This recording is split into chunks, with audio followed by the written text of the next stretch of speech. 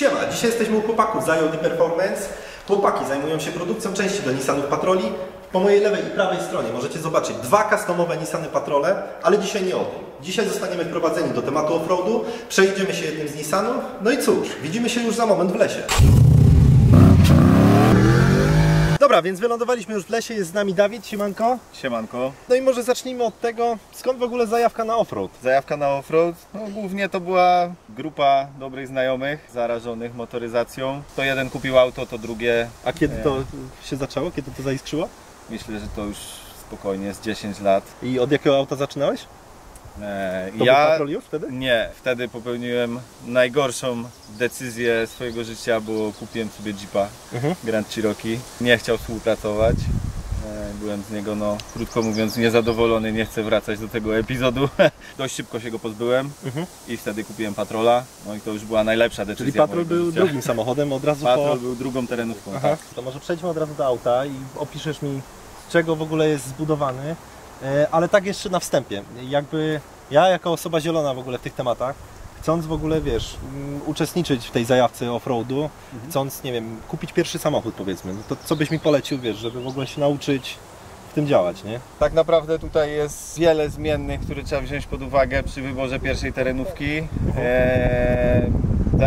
Główna sprawa to jest to, co chcesz tym samochodem robić, jaki jest twój plan na to auto. To będzie bardziej zabawka do jeżdżenia po takiej piaskownicy, jak tutaj jesteśmy w niedzielne popołudnia. Czyli chcesz tym samochodem sobie podróżować, nie wiem, po Europie, zwiedzać jakieś niedostępne dla... No załóżmy, że to będzie taka zabawka, miejsca. że mam gdzieś na wsi drogę jakąś polną, mam jakieś tam powiedzmy pagórki i chcę, żeby to auto przejechało po wszystkich tych pagórkach, które są dookoła. Te kryteria spełnia praktycznie każda terenówka i większość SUV-ów. Ale wiadomo, no tak jakby są smaczki, tak? Można jeździć tak, można jeździć tak, nie? Jedni lubią jeździć rowerem zwykłym, drudzy elektrycznym, nie? Więc tak jakby tutaj również można jeździć samurajem, jest mały, zwinny, wszędzie się dowiezie, a można jeździć patrolem, nie? Tutaj jednak komfort jest dużo większy, sprawność terenowa jest dużo większa, tak jakby to jest dużo bardziej wielozadaniowy pojazd niż na przykład taki samuraj, nie? Tutaj jest duża różnica między tymi terenówkami, jaką one mają pojemność, jakie są silniki, jakie są właściwości, czy to się nadaje do takiego jeżdżenia lokalnie, czy można sobie zaplanować jakiś większy, dalszy wyjazd. A jakbyś zaczynał swoją przygodę z offroadem teraz, mając tą wiedzę, którą masz teraz, to jaką byś wybrał terenówkę? Zacząłbyś od Patrola właśnie? Kupiłbym od razu Patrola. Patrol jest pewniakiem. Patrol daje Ci pod kątem układu napędowego, co jest najważniejsze w terenówce, całkowitą niezawodność, jest pancerny, naprawdę komponenty są mega wytrzymałe, japońskie. Dobrze to zostało wykonane, tak samo Toyoty też są bardzo dobrym wyborem na początek z racji tego, że również ich układ napędowy, cały rama, to wszystko jest bardzo dobrze skonstruowane. To Japońcy, tak jak wspomniałeś, słyną z niezawodności, jeżeli chodzi o technikalia, a jak z blachą? No tutaj sprawa się troszeczkę komplikuje, wszystko zależy jak dbasz o ten samochód. W terenówkach bardzo dużą uwagę trzeba zwrócić na to, żeby one po jeżdżeniu były umyte. Patrole pod kątem blacharki no, lekko nie mają z racji tego, że właśnie różni ci właściciele byli. Jedni myli, drudzy nie myli, jedni dbali, drudzy nie dbali, gniją. Ogólnie gniją, nie? Ale to jest kwestia tylko patroli, czy raczej terenówki? Raczej terenówki wszystkie mają tak jakby ten sam problem, czyli nadmierna ilość błota, które się gromadzi w różnych miejscach i tak jakby no, mocno to oddziaływuje, więc tak jakby tutaj dbanie o higienę tego samochodu przedłuża jego żywot mocno.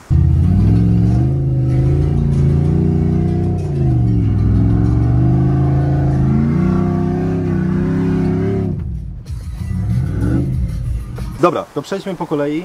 Zawsze przy wszystkich pozostałych samochodach pytałem o felgi. Tutaj jest ogromne koło, tu bardziej chyba rolę gra opona niżeli felga. Co byś mi mógł powiedzieć o tym gigantycznym kole? Koła w samochodach terenowych to jest, można by powiedzieć, jeden z najważniejszych elementów. On tak jakby definiuje to, co tym samochodem możemy zrobić, jakie są możliwości. Tutaj ten zestaw, który jest założony na samochodzie, to jest 17-calowa felga z oponą typu MT. To jest taki, można powiedzieć, jeden z łagodniejszych bieżników. Opony terenowe dzielą się na opony klasy AT, czyli All Terrain, i MT, Mud Terrain. Te z oznaczeniem MT są z agresywniejszym bieżnikiem. To jest, można powiedzieć, coś takiego przejściowego pomiędzy jednym a drugim. jest taka zwyczajowa nazwa RT, no ale wiadomo, z kołami w terenówce to jak z butami u kobiety, trzeba mieć kilka par No tak. do jazdy. Jak chcesz się pobawić konkretniej, no to na przykład taki zestaw, który widzieliście u nas dzisiaj, opony bardzo agresywne. No tam już te bloczki były takie bardzo duże kostki, one charakterystyczne. wybierają bardzo dużo materiału, mają bardzo dobrą trakcję. Dodatkowo na felgach zastosowane są pierścienie, bedlocki dociskające oponę. To jest taki układ pozwalający zewnętrzną stopkę opony ścisnąć pomiędzy felgą a tym pierścieniem. Pozwala na to, że możemy bardzo mocno upuścić ciśnienie na pół bara na przykład. Zwiększamy. I ta opona się nie zsunie z felgi, tak? Nie zsunie się, wtedy ten pierścień skręca tą oponę na feldze i w całości zabezpiecza nam to, że w terenie nie ściągnie nam tej opony z felgi, tylko możemy mocno sobie zwiększyć właściwości terenowe. Upuszczając ciśnienia, zwiększamy pole przylegania opony do powierzchni. Często jest tak, że upuszczając ciśnienia na taką niską wartość, okazuje się, że samochód przestaje jechać. Nie? Zaczyna brakować mocy, bo tej trakcji jest tyle, że nagle już nie jest tak prosto zerwać przyczepność. Opony się rozłożą wszystkie. Tak, no już to nie jest tak prosto zerwać trakcję i kręcić tymi kołami, tylko nagle się okazuje, że jedziesz na trakcji. jak nie? przyklejony. To jest też nie? przyjemne, bo wtedy możesz używać mniejszej ilości gazu, precyzyjniej kierować tym pojazdem w terenie. A powiedz mi, jak wygląda kwestia zawieszenia? Czy to jest seryjne zawieszenie, które było na tym patrolu? Z seryjnym zawieszeniem to w sumie nie ma to nic wspólnego. Okej. Mamy tutaj 4-calowy lift. Czyli tak na samym początku. Różnica w skrócie poza częściami to, że on jest wyżej? Tak, pojazd jest wyżej. Mamy dłuższy skok całego zawieszenia, pozwala nam to uzyskać lepsze właściwości terenowe, no i większy wykrzyż, czyli to jak mosty względem siebie potrafią przedni w jedną stronę, tylny w drugą. Można powiedzieć się wykrzyżować, czyli tutaj zależy nam na tym przy modyfikowaniu zawieszenia, żeby cały czas utrzymywać kontakt koła z ziemią. Czyli zaczynając modyfikować, chcąc podnieść samochód, to nie ma tak łatwo, że wymieniasz sobie zawias i to znaczy zawias, w sensie amortyzatory, sprężyny, on idzie wyżej i to już jest finito, nie? Do pewnego liftu zawieszenia da radę tak zrobić, czyli tak jakby ten zakres części na przykład do liftu dwucalowego jest dużo mniejszy niż do liftu czterocalowego. Z racji tego, że samochód, który podniesiemy na 4 cale, zmieniają się kąty na mostach, trzeba to wszystko wyregulować, czyli na przykład regulowane wahacze. Do na przykład dwucalowego liftu podnosimy to, nie trzeba na przykład regulowanych panhardów, bo te mosty nam się nie poprzesuwają aż na tyle mocno, żeby trzeba było to korygować. Czyli można trochę podnieść, nie ruszając za wiele, można to zrobić nawet najtańszymi metodami, jakimiś podkładkami i tak dalej, ale to nie są rozwiązania, które zwiększają sprawność terenową. Bo jeżeli mamy seryjnego patrola, takiego jak wychodzi z fabryki, to czy ten jakby seryjne komponenty one nie wyrabiają w takim terenie na przykład jak tutaj? Czemu jest, wiesz, konieczność na przykład zmiany tego? Jaka jest potrzeba? Jak zaczynamy to auto użytkować troszeczkę mocniej, to patrol ma kilka takich punktów, na które trzeba zwrócić uwagę, ale też nie jest tak, że to jest must have, że musimy coś zmienić. Tak naprawdę seryjny patrol jest super rozwiązaniem, bo on seryjnie, na seryjnych kołach, bez liftu, bez niczego, tak naprawdę do niego zakładając niewiele większe niż seryjne opony, z jakimś fajnym bieżnikiem, to jest samochód, który będzie turbo niezawodny, z racji tego, że nie będzie obciążony jakimiś dodatkowymi komponentami. Jest bardzo dużo rzeczy, na które trzeba wziąć pod uwagę przy takiej szerokiej modyfikacji, więc tak jakby dobrze sobie zaplanować to, co ja tak naprawdę chcę z tym samochodem zrobić i do czego on ma być. A jak wygląda kwestia tych właśnie części? Jak z dostępnością tego wszystkiego i skąd i jakie i które dobierać, że tak powiem, do... My to produkujemy, więc u nas dostępność tych części jest bardzo duża, to jest nasz fach, że tak powiem, my się tym zajmujemy profesjonalnie, więc nie jest to tylko weekendowy projekt. Czy produkujecie wszystkie części, w sensie od początku do końca cały zawias do patrola? Do patrola mamy wszystkie komponenty, produkujemy, które pozwalają złożyć ramę z mostami, z kompletnym zawieszeniem, bez karoserii, taki można powiedzieć bazowy układ, na którym sobie kładziemy karoserię. Mamy ramę, mamy panhardy, wahacze przednie, wahacze tylne, wszystkie drążki kierownicze, wszystko to jest w naszej ofercie, więc tak by jesteśmy w stanie dostarczyć cały bazowy taki układ, na który klient sobie Czyli położy jesteście, swoją można karoserię. powiedzieć, samowystarczalni trochę, nie? Całkowicie, no.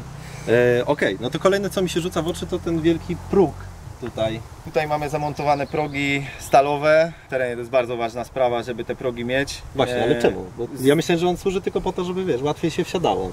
On tak, między innymi służy do tego, żeby się łatwiej wsiadało, że jak chcesz wysiąść, to wysiadasz, a nie wypadasz. No, bo on jest przymocowany do ramy. On jest przymocowany bezpośrednio do ramy. i dodatkowa jego funkcja jest taka, że mając high lifta, czyli taki podnośnik offroadowy, No. cały taki mechaniczny, można sobie go tutaj podstawić pod próg, w każdym miejscu od przodu do tyłu można sobie niego podstawić i dźwigać. możemy podnosić to auto do góry, nie? Elegancko. Więc tak jakby jak złapiemy sobie kapcia w terenie, no to nie ma strachu, że no nie mamy jak zmienić tego koła, bo nie ma jak podnieść samochodu. Nie masz jak wcisnąć. Podjeżdżasz tak, nie? high liftem, podstawiasz pod próg do góry, podnosisz, Elegancko. ściągasz koło, wymieniasz. Dobra, teraz pytanie, które na pewno często dostajesz, co to jest za wydech?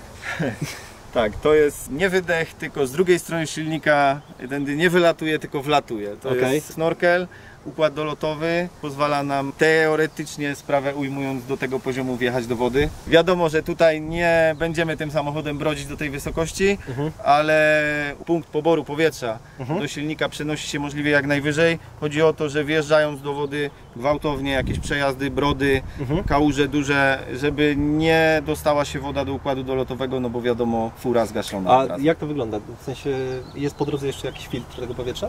Tak, jest po drodze filtr powietrza. Mogę Wam otworzyć maskę, zobaczycie jak to wygląda.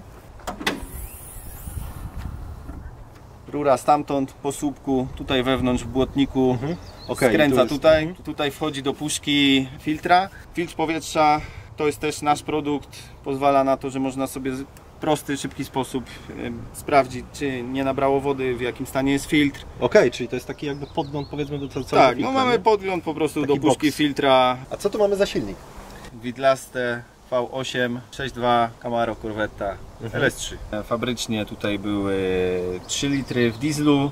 Myśmy to zastąpili benzynową V8. I jaką mocą teraz dysponuje?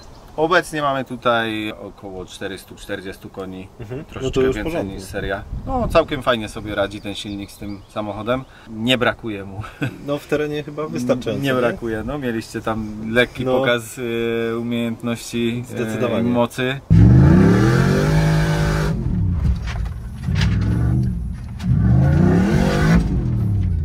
No tutaj moment obrotowy robi super robotę, że on rzeczywiście z tej pojemności jest dostępny w niskiej partii obrotów i bardzo przyjemnie się tym jeździ. Nie trzeba dużo gazować, a w połączeniu z resztą układu napędowego, ze skrzynią jaką tu mamy, to tworzy to bardzo fajny duet. Właśnie, jaką skrzynię tu mamy?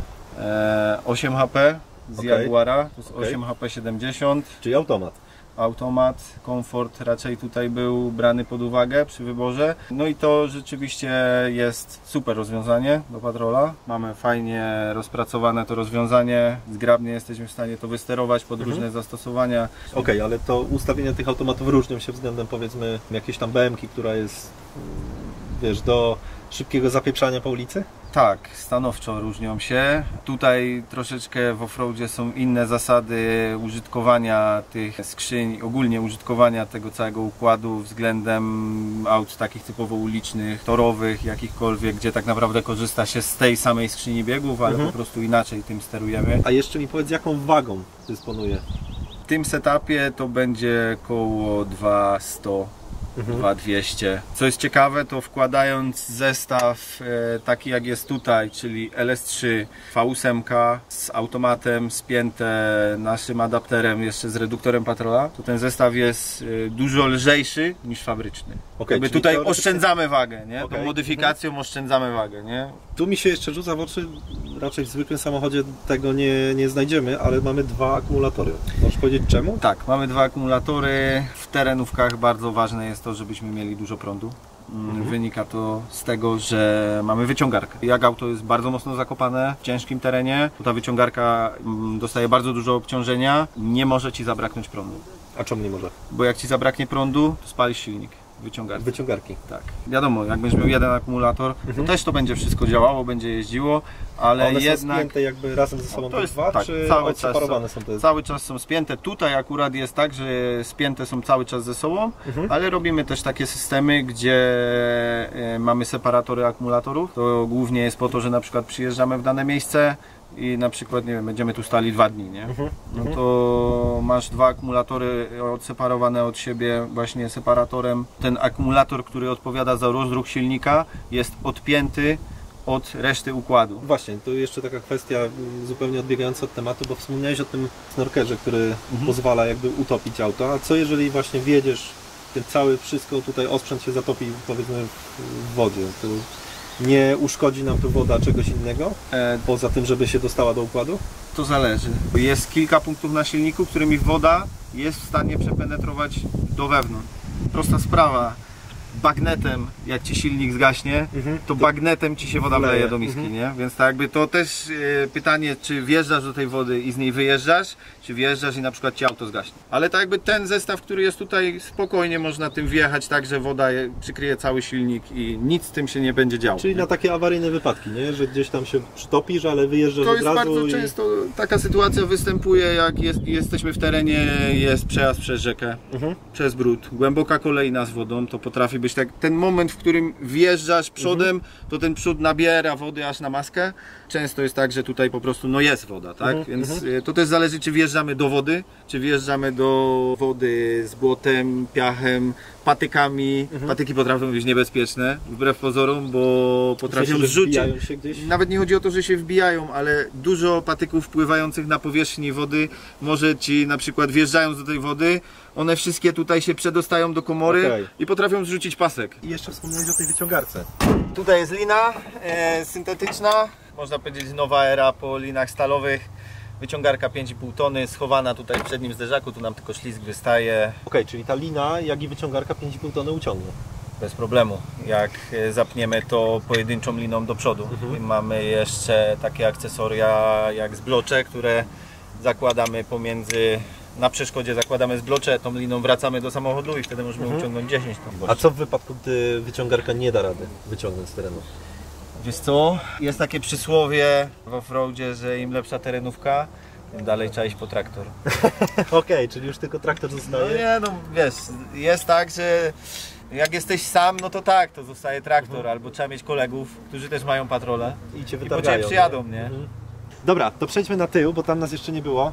To są takie akcesoria typowo wyprawowe. Prosta sprawa, no stoliczek. I jak jedziesz z kolegami, można piwko postawić. Jak jest ciemno, mamy jeszcze światełko. Co byś sobie chciał tutaj przypiąć, nie wiem, gaśnicę, apteczkę, jakikolwiek oprzyrządowanie takie, żeby ci nie latało po aucie, nie latało po aucie, to tutaj możesz sobie to zamocować. W terenówkach to jest bardzo ważne, żeby te rzeczy były zamocowane. Latająca gaśnica po samochodzie. No tak, to nie chciałbyś ją dostać w głowę, nie? Wiadomo. To mega fajny temat. No, wybierasz sobie miejsce, mówisz jadę tu, wjeżdżasz bez problemu, rozkładasz grilla i... Dokładnie. Możliwości różnych tutaj rozwoju, personalizacji jest bardzo dużo. Pod dachem mamy kratkę. Fajnie jest mieć to poukładane w taki zorganizowany sposób. Tak, żeby mieć szybki dostęp do wszystkiego, Dokładnie. co potrzebujesz najbardziej. Nie? Dobra, to przejdźmy jeszcze do środka, bo tam też widziałem, że masz kilka przycisków od różnych sprzętów.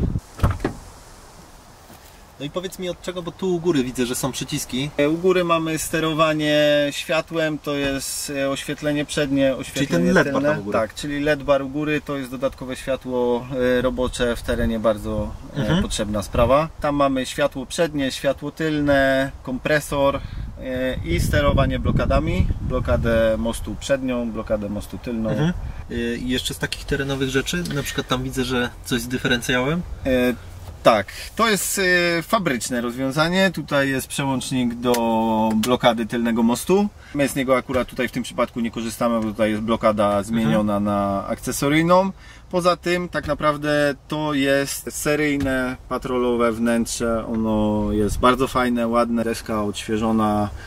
Patrole miały tam fabrycznie problemy z klejem pod skórą, więc wychodzą takie bąble nieprzyjemne. To deskę, śmiejemy się zawsze, że w patrolu deska to jest albo zrobiona, albo jest do roboty, nie? Albo jest do roboty. Nie ma innych. A który to jest rocznik jeszcze? To jest 2005 rok. 2005. 2005 rok produkcji, niecałe 200 000 przebiegu. No i z rzeczy, które tutaj jeszcze się zmieniły, no to lewarek. Lewarek jest z BMW, tak, z automatu. No i tu mamy jakieś jeszcze dodatkowe przyciski do sterowania takim akcesoryjnym oświetleniem, jeszcze dodatkowym.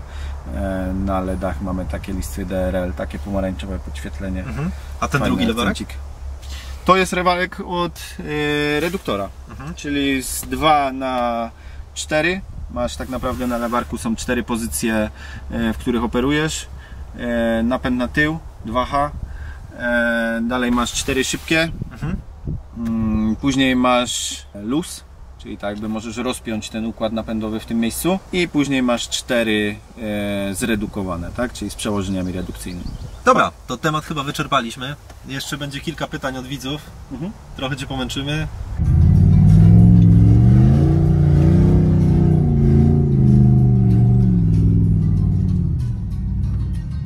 Dobra, to pierwsze pytanie. Ile palą takie sprzęty? Z silnikami diesla mamy od 10 do 15-18 litrów, z benzynowymi V8-kami to jest od 18 w górę. No to już tak grubo. Tak, no troszeczkę potrafią Czyli w spalić. takim terenie, no to potrafią przemielić tam trochę paliwa, nie? Tak, potrafią. Kolejne pytanie. Czy przyjmują gaz takie V8? Oczywiście. I Mamy- w terenie się sprawdza gaz, nie ma problemu? Gaz jest super paliwem do terenu, bo jak się auto wywróci na bok, to w benzynie odpłynie paliwo, no i fura zgaśnie, a przy gazie nie zgaśnie. Okej, czyli w terenie nawet Gaz zalecany jest super nie? rozwiązaniem do terenu, tak. Okej. Nie ma problemu, że to paliwo nam odpłynie. No i oszczędność chyba jest dość spora, nie? Jest Przy bardzo tych- duża. V8 z gazem jeździmy dużo taniej niż takim patrolem z M57. Kolejne pytanie. Ile bierze oleju? Niewiele. W sumie to Ale biorą olej rzeczywiście? Nawet nam się nie zdarza robić dolewek. No to z pytań to tyle. Ja Tobie, Dawid, bardzo dziękuję. Ja również. Za możliwość przedstawienia nam tych sprzętów. Tu też możemy zdradzić, że do chłopaków jeszcze wpadniemy i pokażemy Wam, jak oni rzeczywiście robią te całe sprzęty. Mają też w garażu, jak widzieliście na samym początku filmu, 2 wozy, które odbiegają nieco od tego. Nie zdradzaj za dużo, Nie o zdradzam tym będzie szczegółów. więcej. Zobaczycie, jak przyjedziecie. Pojedziemy wtedy na taką porządną zabawę do lasu. Będzie fajnie, musicie sobie zarezerwować cały weekend i wziąć ciuchy na zmianę. To dobrze, że dzisiaj nam zrobiłeś taki mały tutorial w ogóle, z czym to się wiąże. Tak. Wam dziękuję za to, że oglądaliście ten odcinek do końca. Jeżeli macie więcej pytań do chłopaków, no to wbijajcie na ich Instagram, który się gdzieś tutaj wyświetli. Zapraszamy. No i cóż, dzięki Wam i na razie, do kolejnego odcinka.